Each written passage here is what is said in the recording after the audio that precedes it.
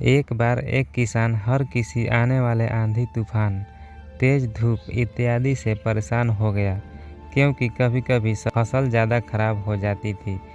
इसलिए वह परेशान होकर ईश्वर से शिकायत करने लगा। किसान बोला, आप ईश्वर तो हैं, लेकिन फसल को कब क्या चाहिए इसकी जानकारी नहीं है। जिसकी ज़रूरत भी नहीं होती है वह भी देते रहते हैं।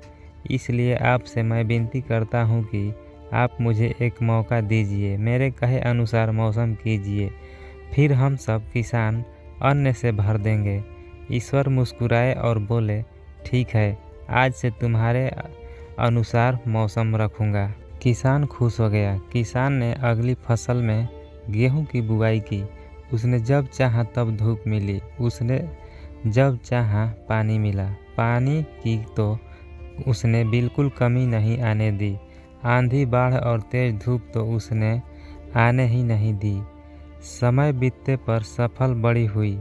किसान भी बहुत खुश हुआ कि इस बार शानदार फसल दिख रही है। किसान ने मन ही मन सोचा कि ईश्वर को अब पता चलेगा कि अच्छी फसल के लिए क्या क्या ज़रूरी है।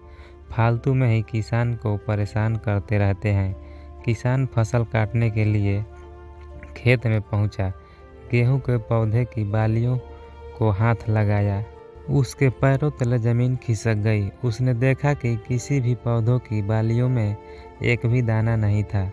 किसान दुखी हो गया और बोला, हे ईश्वर, ऐसा क्यों हुआ? क्योंकि मैंने तो सब कुछ सही किया और सही समय पर किया।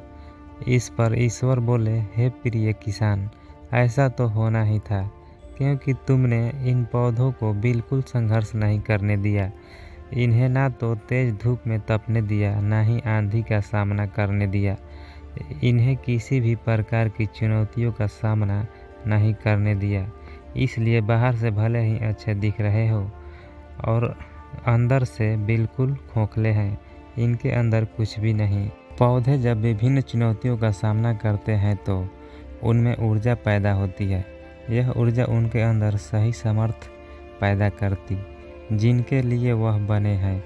दोस्तों, ठीक इसी प्रकार जब तक इंसान संघर्ष से नहीं गुजरता है, वह आदमी खोखला रह जाता है। जीवन की चुनौतियां ही उसके लिए उन्नति के नए रास्ते खोल देती है और आदमी को मजबूत और प्रतिभाशाली बनाती है। इसलिए आपको भी जीवन में मुसीबतें या चुनौतियां आए तो घबराना मत।